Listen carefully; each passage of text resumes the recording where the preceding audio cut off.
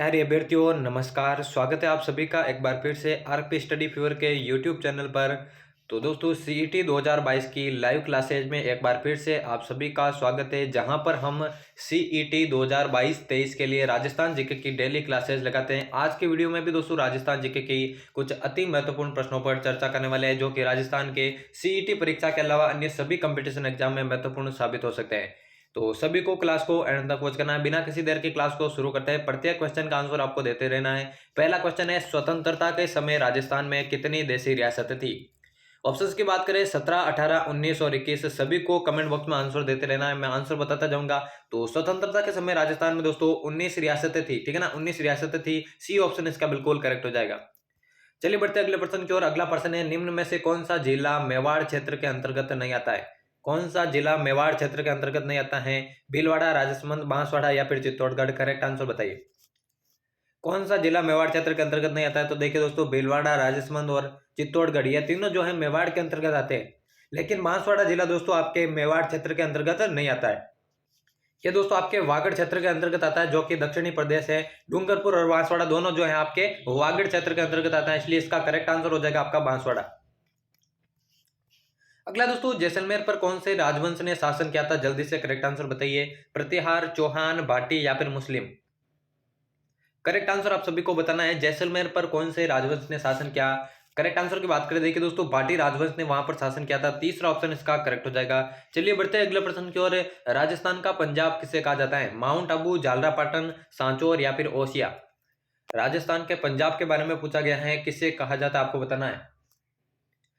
देखिए राजस्थान के पंजाब की बात करें तो सांचौर को कहा जाता है। तीसरा ऑप्शन इसका करेक्ट हो जाएगा। चलिए बढ़ते अगले प्रश्न की ओर। दादू पंथ के प्रवर्तक कौन थे? दादू पंथ के प्रवर्तक कौन थे? संत दादू जी, संत लालदास जी, संत रामचरण जी या फिर संत हरिदास जी? करेक्ट आंसर बताइए, इसका क्या हो जाएगा। दादू पंथ के प्रवर्तक कौन थे आपको बताना है। करेक्ट आंसर की बात करें, संत दादू जी दोस्तों दादू पंथ के प्रवर्तक थे। पहला ही ऑप्शन इसका करेक्ट हो जाएगा। चलिए बढ़ते अगले प्रश्न की ओर। मारवाड़ा परगना विगत के रचनाकार कौन है? ऑप्शंस की बात करें, मोहनोत नैन सिंह, संत लालदास जी, संत रामचरण जी या फिर संत हरिदास जी? करेक्ट आंसर बताइए क्या हो जाएगा। मारवाड़ राव परगना विगत कृति के रचनाकार के बारे में आपको बताना है, तो मोहनोत नैन सिंह दोस्तों इसके रचनाकार थे। पहला ही ऑप्शन इसका करेक्ट हो जाएगा। चलिए बढ़ते अगले प्रश्न की ओर।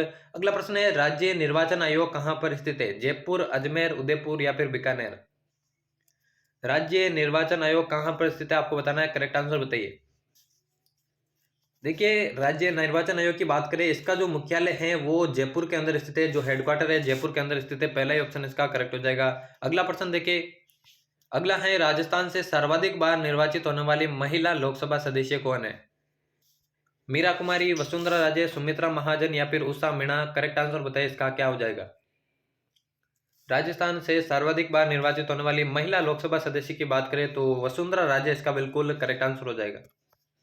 अगला है, राजस्थान की सबसे ऊंची झील कौन सी है? राजस्थान की सबसे ऊंची झील के बारे में पूछा गया है। पिछोला झील, नक्की झील, जयसमंद झील या फिर कायलाना झील? करेक्ट आंसर बताइए, इसका क्या हो जाएगा। राजस्थान की सबसे ऊंची झील के बारे में पूछा गया है, तो नक्की झील इसका बिल्कुल करेक्ट आंसर हो जाएगा। अगला दोस्तों, निम्न में से रब्बी की फसल कौन सी है? रब्बी की फसल इनमें से कौन सी है आपसे पूछा गया है। मक्का, मूंगफली, चना या फिर चावल? रबी की फसल आपको बतानी है कौन सी है, तो चना दोस्तों रबी की फसल कहलाती है। तीसरा ऑप्शन इसका करेक्ट हो जाएगा। जल्दी से बढ़ते हैं अगले प्रश्न की ओर। और दोस्तों सीईटी का मैंने सिलेबस के ऊपर वीडियो बना दिया है, अगर आपने नहीं देखा तो जाकर चैनल पर देख सकते हैं। वहां पर सीईटी 2022 का 12th लेवल का सिलेबस दे रखा है, ग्रेजुएशन लेवल का जल्द अपलोड कर दिया जाएगा। लसाड़िया का पठार कहां पर स्थित है आपको बताना है। जैसलमेर, उदयपुर, कोटा या फिर गंगानगर? करेक्ट आंसर बताइए। लसाड़िया के पठार के बारे में पूछा है दोस्तों, उदयपुर के अंदर यह स्थित है। दूसरा ऑप्शन इसका करेक्ट हो जाएगा। अगला प्रश्न देखिए, राजस्थान के किस जिले में सूर्य की किरणों का तिरछापन सर्वाधिक होता है? श्री गंगानगर, बांसवाड़ा, धौलपुर या फिर जैसलमेर? करेक्ट आंसर बताइए क्या हो जाएगा। कौन से जिले में सूर्य की किरणों का जो तिरछापन है वो सर्वाधिक होता है, तो श्री गंगानगर इसका बिल्कुल करेक्ट आंसर हो जाएगा।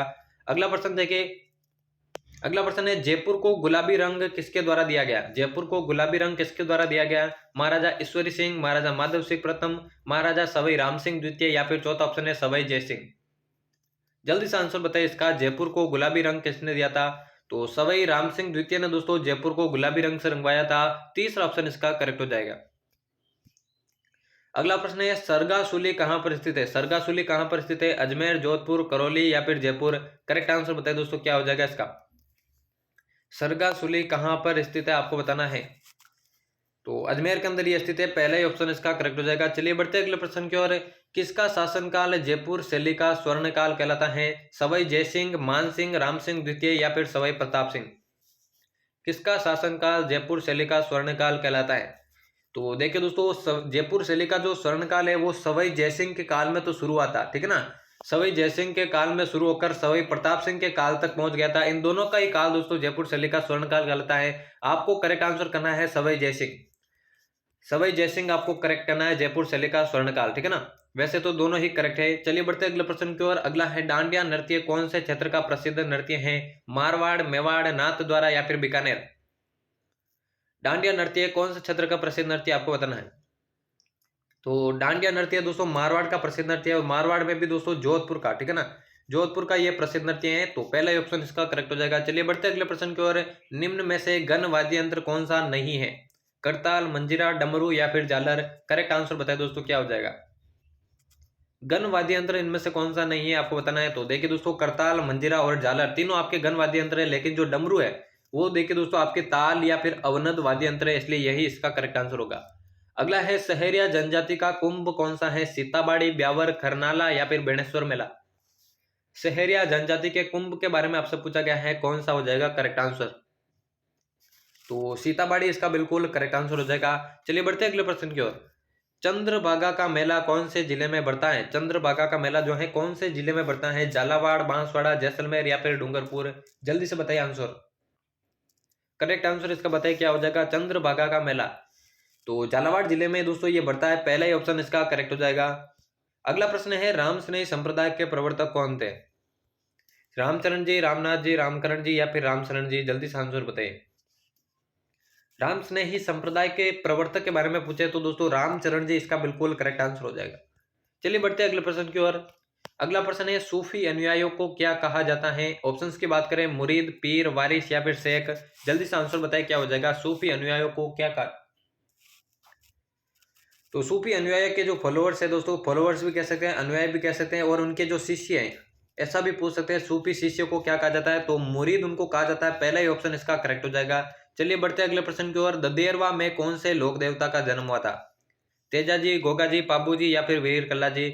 आपको मालूम होना चाहिए दोस्तों, ददेरवा जो है चूरू जिले के अंतर्गत आता है। तो कौन से लोक देवता का जन्म जो है वहां पर हुआ था? तो करेक्ट आंसर की बात करें, गोगा जी इसका बिल्कुल करेक्ट आंसर हो जाएगा।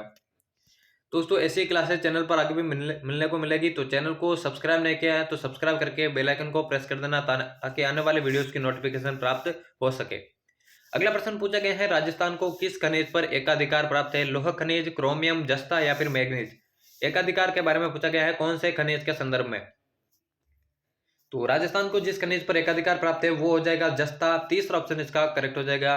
अगला प्रश्न है राज्य में सर्वाधिक सुअर किस जिले में पाए जाते हैं? सर्वाधिक सुअर किस जिले में पाए जाते हैं? भरतपुर, दौसा, बूंदी या फिर कोटा? करेक्ट आंसर बताइए, क्या हो जाएगा इसका? कौन से जिले में सर्वाधिक जो है सुअर पाए जाते हैं? जल्दी से आंसर बताइए। देखिए सर्वाधिक सुअर वैसे तो जयपुर जिले में पाए जाते हैं, जयपुर जिले में पाया जाता है, लेकिन यहाँ पर जयपुर आपके ऑप्शंस में नहीं दे रखा है, तो भरतपुर इसका बिल्कुल करेक्ट आंसर हो जाएगा। चलिए बढ़ते हैं अगले प्रश्न की ओर। एशिया का सबसे बड़ा कृषि फार्म कहाँ पर स्थापित है? महत्वपूर्ण प्रश्न है, मोस्ट इंपोर्टेंट प्रश्न है। एशिया का सबसे बड़ा कृषि फार्म जेतसर, श्रीगंगानगर, दुर्गापुरा, जयपुर, सूरतगढ़, गंगानगर या फिर तबीजी, अजमेर? जल्दी से इसका करेक्ट आंसर बताइए दोस्तों। एशिया का सबसे बड़ा कृषि फार्म कहाँ पर स्थित है आपको बताना है। तो करेक्ट आंसर की बात करें सूरतगढ़, गंगानगर इसका करेक्ट आंसर हो जाएगा। चलिए बढ़ते हैं अगले प्रश्न की ओर। रामगढ़ विषधारी अभ्यारण्य कहां पर स्थित है? भरतपुर, बूंदी, सिरोही या फिर चित्तौड़गढ़? करेक्ट आंसर इसका क्या हो जाएगा? जल्दी से बताइए। रामगढ़ विषधारी अभ्यारण्य कहां पर स्थित है आपको बताना है। तो रामगढ़ विषधारी अभ्यारण्य की बात करें दोस्तों बूंदी जिले में स्थित है, दूसरा ऑप्शन इसका करेक्ट हो जाएगा। अगला है राजस्थान में शिक्षा की प्राप्ति का अधिकार कब से लागू किया गया है? अप्रैल 2010, सितंबर 2010, जनवरी 2011 या फिर जुलाई 2010? शिक्षा प्राप्ति का जो अधिकार है दोस्तों कब से लागू किया गया आपको बताना है।